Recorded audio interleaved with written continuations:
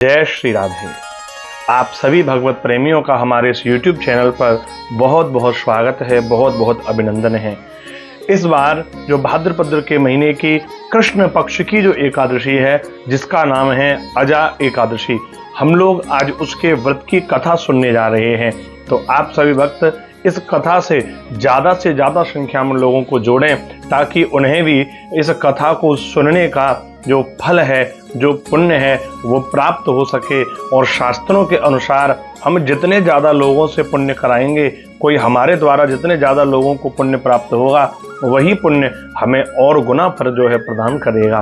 तो आइए आज हम लोग भादों के महीने के कृष्ण पक्ष की एकादशी यानी अजा एकादशी के व्रत की कथा सुनते हैं। सभी एकादशियों की तरह भगवान श्री कृष्ण युधिष्ठिर को भी जो अजा एकादशी की कथा सुना रहे हैं। युधिष्ठिर ने भगवान श्री कृष्ण से पूछा कि हे प्रभु, आपने मुझे जो कथाएं सुनाई हैं, अब आप मुझे भादों के महीने के भाद्रपद के महीने की कृष्ण पक्ष की एकादशी का महात्म बताइए कि वह कौन सी एकादशी है और उसका व्रत जो है वो कैसे करना है और किसने ये व्रत किया है। तो यह आप मुझे श्रवण कराइए, यह एकादशी की महिमा क्या है। तो भगवान श्री कृष्ण ने युधिष्ठिर को अजा एकादशी की महिमा और कथा सुनाते हुए कहा कि हे युधिष्ठिर, यह एकादशी समस्त पापों को नाश करके व्यक्ति को सर्वस्व प्रदान कराने वाली है। जो भी वो चाहता है वह उसे प्राप्त हो सकता है, क्योंकि इस एकादशी के व्रत की महिमा स्वयं महर्षि गौतम ने राजा हरिश्चंद्र को बताई है। जो सत्यवादी राजा हरिश्चंद्र बड़े ही परम सत्यनिष्ठ व्रती थे, उन राजा हरिश्चंद्र की जब मुनि विश्वामित्र के द्वारा एक परीक्षा ली गई, उनके सत्य की एक परीक्षा ली गई, उसी सत्य की परीक्षा के समय पर राजा हरिश्चंद्र ने अपना पूरा राजपाट मुनि विश्वामित्र को दे दिया। फिर भी अपने सत्य की रक्षा के लिए उन्होंने स्वयं को परिवार सहित काशी में जाकर के बेच दिया और स्वयं एक चांडाल के यहाँ पर चांडाल का काम करने लगे। शमशान में जो व्यक्ति मुर्दे आते थे तो उनकी चिताएं जलाने के रूप में वो कर लेने लगे थे। यह कार्य राजा को बिल्कुल भी प्रिय नहीं था, लेकिन उन्हें अपने सत्य की रक्षा के लिए यह कार्य करना पड़ा। तो हे राजन, राजा हरिश्चंद्र के पुत्र रोहितास को भी जब सर्प के डसने से उसकी मृत्यु हो गई, जिसके पश्चात राजा हरिश्चंद्र बड़े दुखी हुए और उन्होंने अपनी पत्नी से भी उसकी चिता जलाने का कर मांग लिया, क्योंकि उनकी वही सत्य की परीक्षा थी। तो वह महर्षि गौतम की शरण में जाते हैं, जाकर उनसे पूछते हैं कि महाराज, मैं इस चांडाल के कर्म से कब मुक्त हो पाऊंगा, कैसे मुझे इस काम से मुक्ति मिलेगी। तो उस समय पर महर्षि गौतम ने कहा कि हे राजन, तुम्हें अजा एकादशी का व्रत करना चाहिए, क्योंकि अजा एकादशी के व्रत की ही ऐसी महिमा है जो तुम्हें तुम्हारा खोया हुआ राजपाट जो है वो वापस दिला सकता है।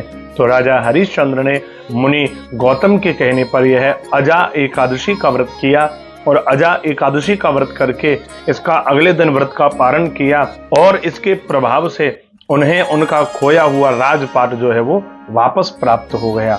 तो ये एकादशी की महिमा है, अजा एकादशी की महिमा है। इस दिन हमें प्रातःकाल उठ करके भगवान का चिंतन करना चाहिए और स्नान आदि से निवृत्त होकर के भगवान का पूजन करना चाहिए और व्रत करना चाहिए। एकादशी के व्रत में हम लोग दूध से बने हुए पदार्थ, फल जो है, और इस व्रत में हम लोग सेंधा नमक और काली मिर्च का उपयोग भी कर सकते हैं, यह भी ग्रहण कर सकते हैं।